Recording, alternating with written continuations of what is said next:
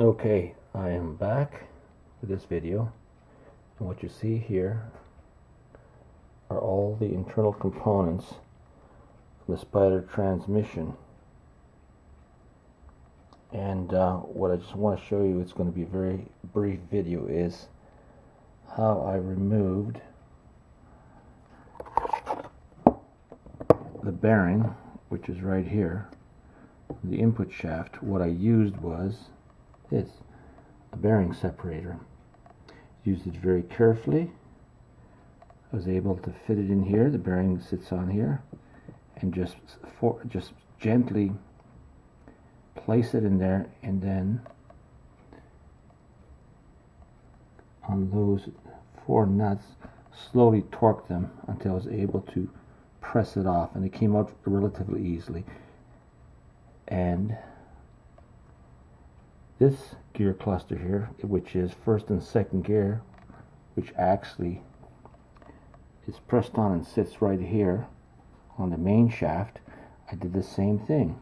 I used a bearing separator, and I placed it in here between the gear, second gear, and the third gear. There's enough space in there to get it, and gently torqued those nuts on the separator, and it gently forced it out. I was able to remove it, and there they are, the gears, first and second, and that of course is fifth reverse gear cluster. And over here what we have is of course auxiliary shaft, main shaft, and the input shaft. In the next video I'm going to show you some of the wear and tear on some of the components which I am replacing, and that is the main shaft. I would call it the middle bearing. Of course, that's the input shaft bearing, which is really the one that makes all the noise.